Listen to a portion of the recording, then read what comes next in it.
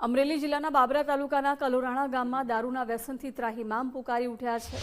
ગામ લોકોએ ઐતિહાસિક નિર્ણય હવે લીધો છે। છેલ્લા એક મહિનામાં 3 યુવકોના દારૂને કારણે મોત થતા યુવાનો, મહિલાઓ અને વડીલો આખા ગામ સાથે બાપા સીતારામના ઓટલા પાસે ભેગા થયા હતા। સર્વસંમતિથી ઠરાવ પસાર કર્યો કે આજથી ગામમાં કોઈ દારૂ પીશે નહીં, કોઈ વેચશે પણ નહીં। ગામમાં દારૂની લતને કારણે પુરુષો કામકાજ છોડી દે છે, મહિલાઓ મજૂરી કરી ઘર ચલાવે છે, પરંતુ આવકના પૈસા દારૂમાં ઉડાડાય છે।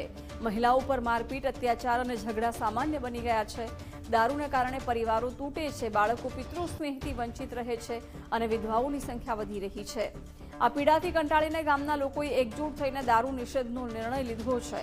નિર્ણય મુજબ બહાર ગામના લોકો દારૂ વેચવા આવશે તો કડક કાર્યવાહી કરવામાં આવશે। આ નિર્ણયથી ગામમાં સકારાત્મક વાતાવરણ સર્જાયું છે। 25 દિવસમાં 1-2-2026 થી 25-2-2026 સુધીમાં 3 મૃત્યુ થયા છે દવાના કારણે। દવા પીવાનું મેન કારણ છે ગામની અંદર વેચાતો દારૂ। દારૂના ઓલેથી ઘરકંકાસ થાય છે અને છેવટે વ્યક્તિ આ પગલું ભરે છે।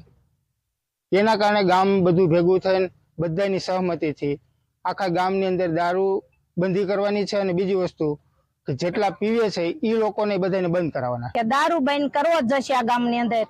આ છોકરા નાના નાના હોય અને ઘરે પીને આવે બાજે, પછી એમાં બાજે બાયુનો જ વાંક કાઢે। જી તો મરી જવાના છે, તો બાળ બચ્ચા મોટા પછી કેમ કરવા? હું તો કહું છું ખરેખર બંધ જ થવો જોઈએ અને સરકારશ્રીને પણ હું વિનંતી કરું છું કે ભાઈ આ ગામની અંદર દારૂ બિલકુલ વેચાવો ન જોઈએ। અને પીવાવાળા ભાઈઓને વિનંતી કરું છું કે ભાઈઓ પીવાનું બંધ કરો, તમારા બાળ બચ્ચા માટે બંધ કરો, કોઈ પણ નુકસાન ન કરો। અને હું તો જે ના છોકરા પીવે છે એ પણ ઘરે પણ થોડોક ઠપકો આપો। એ પોતાથી ન સમજે તો બે ભાઈઓને કહો કે ભાઈ આ છોકરાને બંધ કરાવો। નાની બાઈઓ વિધવા બને છે દારૂના વ્યસનને લીધેથી। ભેગા થશે આ દારૂ બંધ કરો, અને એમ ભેગા થશે આ બધા દારૂ બંધ કરી દો બધાય। નાના વ્યક્તિ પીવે, મોટા વ્યક્તિ પીવે, એમાં બાયું માણસ જાય ક્યાં? 400 રૂપિયા 300 રૂપિયા દાડિયા જાય, ઘરે આવીને ક્યાંક લાય 100 રૂપિયા નો દબદબાવીને મારે, તો અમે કરીએ શું લઈએ? અમારી હવે થતું નથી, હવે અમારી શું થાય?